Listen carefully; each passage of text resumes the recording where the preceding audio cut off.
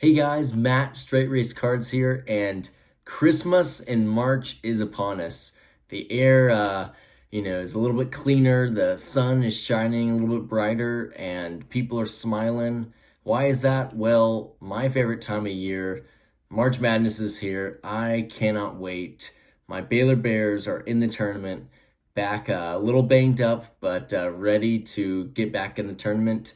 My wife's Clemson Tigers are also playing. They beat us last year in an absolute heartbreaker, but I am so excited. It's March Madness. It's one of my favorite sports tournaments of any sport. I love it. I can't wait. I'm going to fill out lots of brackets, and the brackets will not go well, but I am excited about it. So it should be an awesome tournament.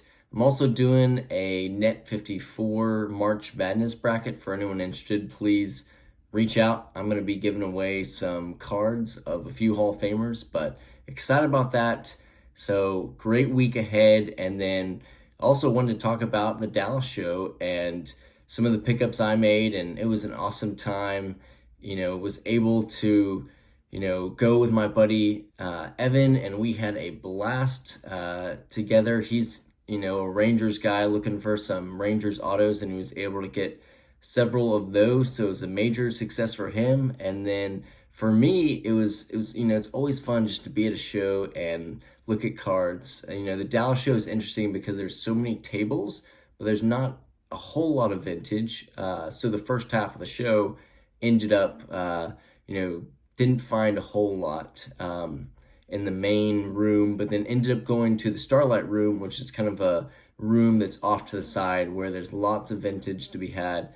There's definitely deals there, so I was able to get a nice deal for some key cards and the sets that I'm going after that I will share with you guys. Very excited. Picked up an iconic card that's one of my all-time favorites, and so it was a great show for me. And really, more importantly, I think the most important thing about a show is just being able to connect with great dealers, great people, and seeing familiar faces.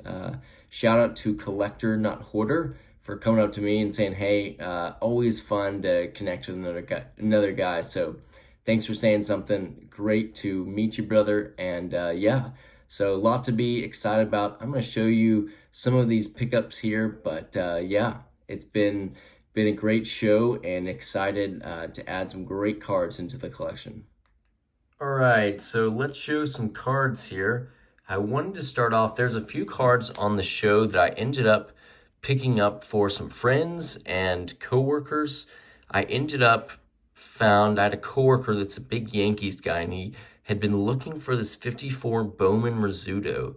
And I found this at the last table before I left, and I saw it really clean. He didn't really have a whole lot of preferences going forward, just wanted a clean card. So 54 Bowman, underrated in my opinion. Look at this picture, I think what I like about these Bowmans are they're very simple. It's not trying to do a whole lot. So really cool set. Love that Rizzuto. Scooter was able to pick up that. And then I've got a little neighbor who also wanted some cards. So found a Luka and Kyrie card. Not Luka, Kyrie and LaMelo Ball card that I gave to him. So also really fun. Just fun to, help people out. So always fun. Okay, so I ended up picking up 3 56 Topps Hall of Famers, and I'm going to show these to you.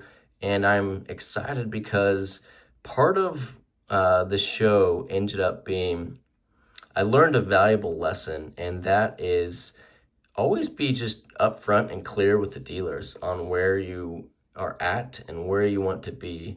So I ended up picking up these 3 cards. I did a bundle deal with a dealer named Jeff. This is a Ed Matthews, and again, this is a beautiful card.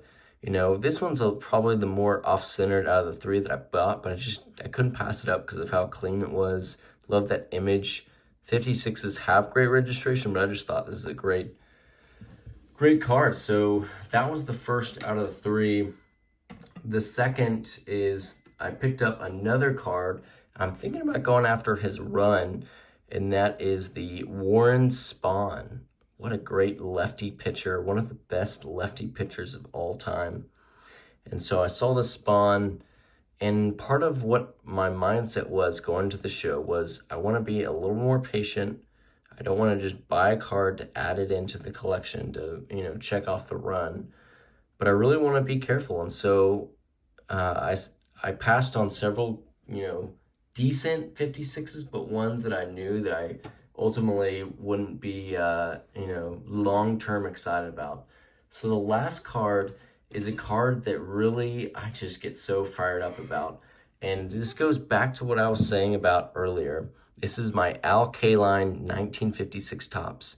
And you notice it's a 5/5. So I am trying to go after cards in kind of the 3 to 5 range. So this is a little bit above the cut of what I usually get. But this is what happened is I talked to the dealer and I said, look, here's what I'm doing. I'm going after the 56 set. I think I gave him a budget of like, hey, 4 or 5 is in the $100 range. This is probably $150, maybe $160 card. And I just was honest with the dealer. And he's like, you know what? I love what you're doing. I love that, you're going after these 56s. This Kaline is, I think it's my all-time favorite post-war card right now. And so he ended up giving me, we negotiated up to, I think it was 115, plus we bundled the other 2 in. Also, I think I got those under comps. And it was just an awesome deal. So this is an iconic card. This is honestly one of the centerpiece cards in my collection now. Super excited about this. I mean, when I see Al Kaline, I think of a guy that's humble, works hard, and just stayed consistent. So there you go, Mr. Tiger. Really excited about this. Just thrilled to own it. So lesson learned, always tell the dealers kind of where you're at and don't try to sugarcoat it or, undercut them too hard, but just tell them where you're at and see what happens. So thanks, guys. Grateful for y'all, and keep running the straight race. Bye.